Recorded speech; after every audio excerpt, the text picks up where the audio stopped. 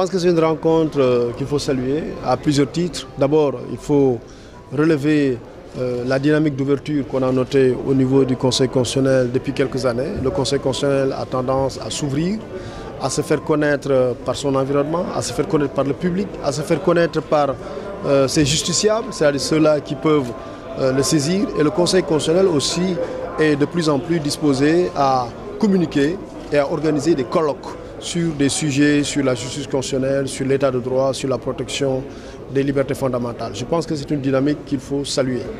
Mais je pense aussi qu'il faut saluer cette tendance à aussi démocratiser, j'allais dire populariser le droit constitutionnel, la justice constitutionnelle. Parce que souvent, quand on parle de justice constitutionnelle, on a tendance à croire que c'est une affaire de spécialistes. Et c'est bien d'ouvrir des colloques pour que les chercheurs, les étudiants, les praticiens, les politiques aient des occasions pour se familiariser avec la justice constitutionnelle. Et à cet égard, je pense qu'il faut aussi saluer l'appui que la Fondation Konrad Adenauer apporte dans ce sens. Ce n'est pas un hasard si on sait que l'Allemagne, c'est aussi le pays de la justice constitutionnelle, la justice administrative.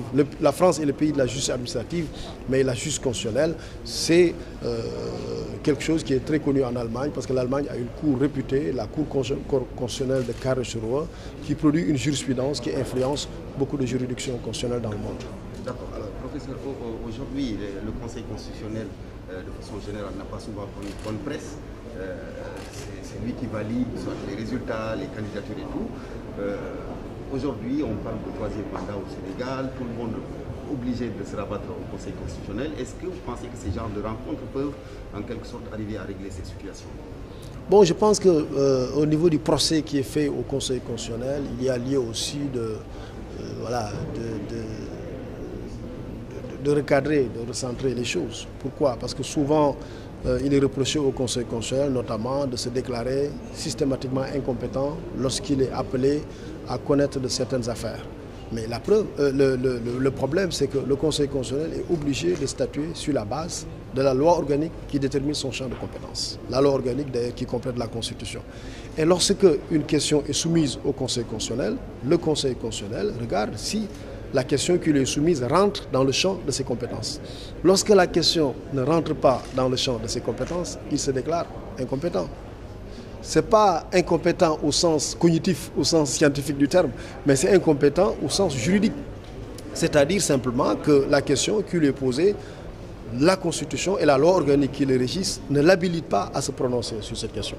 Donc, je veux dire, voilà, donc souvent quand on dit, oui, il se déclare systématiquement incompétent, c'est justement parce qu'il n'est pas appelé à connaître son champ de compétences. Maintenant, il y a une innovation qui est importante, qui a été introduite dans la Constitution de 2016, le référendum de 2016, c'est que désormais, le Conseil constitutionnel du Sénégal peut être saisi par le président de la République pour toute question de nature constitutionnelle pour avis.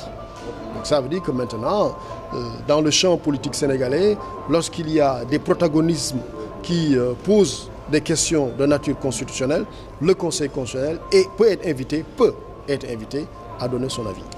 Comme l'a souligné tantôt mon confrère, aujourd'hui en Afrique de l'Ouest, il est presque devenu une religion le troisième mandat. On l'a vu en Guinée-Bissau, au Togo et dans beaucoup de pays où le Conseil constitutionnel, au lieu de dire le droit, finalement il se déclare incompétent ou bien pas du tout incompétent, justement c'est le terme, et donnant ainsi une voie balisée au président sortant de déposer à nouveau sa candidature, ce qui est peut-être anticonstitutionnel pour le dire. Et souvent, les populations font ce procès-là au Conseil constitutionnel. Et aujourd'hui, quelle est la réponse concrètement par rapport à ce fléau du troisième mandat qui gangrène un peu la démocratie ouest-africaine? Je voudrais soigneusement éviter l'invite qui m'est faite pour évoquer la question du troisième mandat au Sénégal. Professeur, aujourd'hui, pas au Sénégal, mais un regard en fait par rapport à l'Afrique de l'Ouest. Mais ce qui se passe en Afrique de l'Ouest, sur la question du troisième mandat, et où on indexe le Conseil constitutionnel, la Cour constitutionnelle dans certains pays. Non, je pense qu'il est difficile de globaliser, de mettre tous les pays dans le même champ. Parce que les questions ne se posent pas de la même manière dans les pays. Je veux dire, la question du troisième mandat ne se pose pas de la même manière en Côte d'Ivoire, au Rwanda, en Guinée, au Togo. Au Gabon, ça ne se pose pas. Vous avez, par exemple, vous avez des pays, par exemple, dans lesquels il n'y a pas de limitation des mandats. En Afrique, vous en avez. Il y a des questions, il y a des pays où on a limité les mandats, mais qu'on a levé la limitation des mandats par voie référendaire. C'est le cas du Rwanda. On a levé la limitation par la voie du référendum.